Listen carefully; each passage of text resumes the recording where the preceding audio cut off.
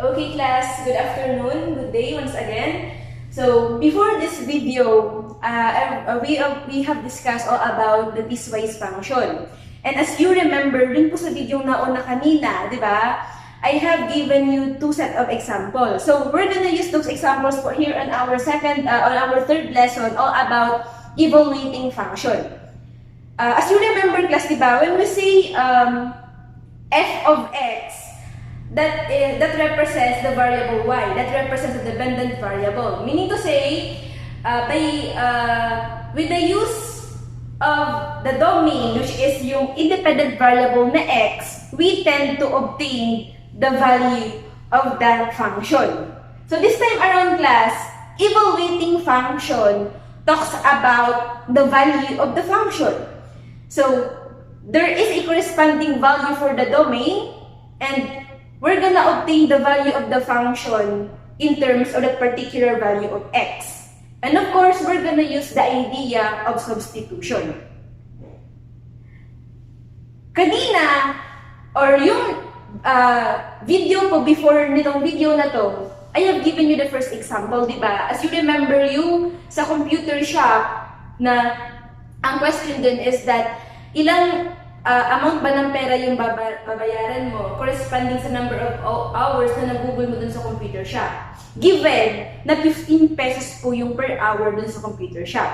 So let's apply that as our first example. Diba? So as you remember class, dun sa na-obtain natin na mathematical formula, we have this one. Function of x or f of x is equal to 15x. Diba? Yun po yung sa first example natin. So let's apply, let's evaluate this particular function. F of x is equal to 15x. So let's say po, doon sa computer shop, pumunta ka ng computer shop, ang ginugol mong oras is 4 hours. Diba?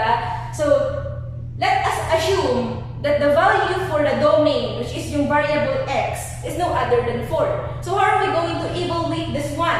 So we are going to apply the idea of substitution. So since ang x natin, ayun po, ang x po natin is no other than 4. So by looking or by applying the value of the domain on our function, this would be now 15 multiplied by 4. Our value of the function, f of 4 is no other than 60. And this will be now our answer. Let's have the second example.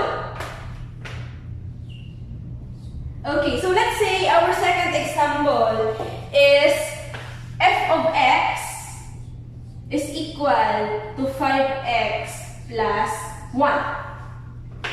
F of x is equal to 5x plus 1. So let's say our value for the domain ngayon is no other than the value of 2. So how are we going to obtain, or how are we going to evaluate the function given that the value for the domain is no other than 2?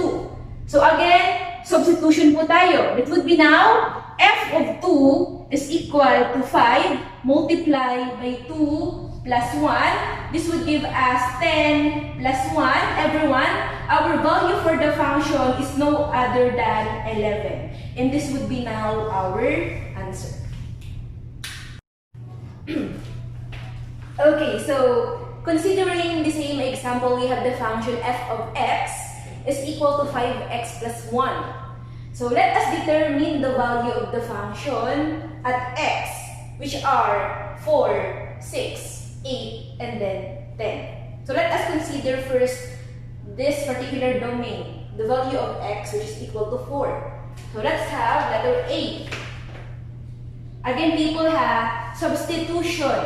When we say substitution, may value si x, di ba? May value po yung domain. Ngunyan, si function baga na given, or yung mathematical function, or mathematical formula na given, di ba there is a corresponding domain, which is yung variable na x. Ang gigibuhon mo, ipapalit mo lang duman. Si value ka to, duman sa equation.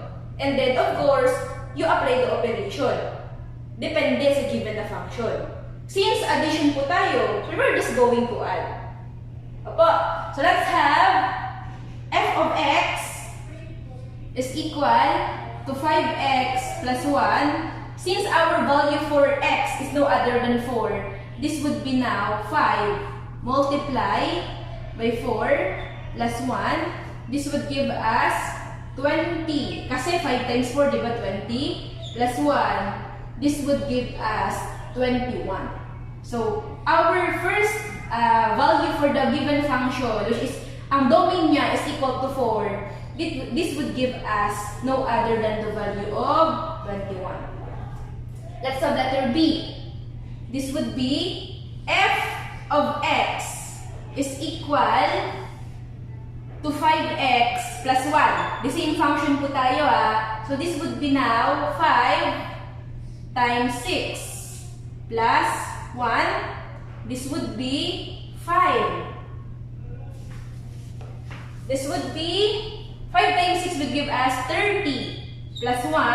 Our value for the function is no other than 31. This would be our second value. Let's have letter C. F of x is equal to 5x plus 1. This would give us 5 times 8 plus 1. This would give us 40 plus 1. Our value for the third domain, which is the value of 8, is no other than 41. This would be now our answer. So let's have the last example.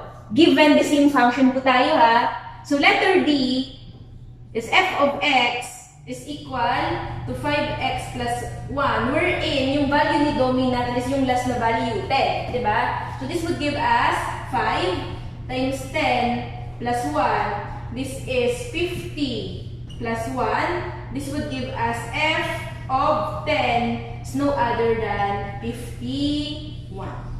Answer. Okay, so let's have another example para mas paintindihan po natin So, the same po tayo, still, binomial pa rin yung given natin na function. So, the function is no other than f of x is equal to negative 4x squared plus 3. Again, people f of x is equal to. Hindi po siya is equals to. That is wrong. Again, f of x is equal to negative 4x squared plus 3.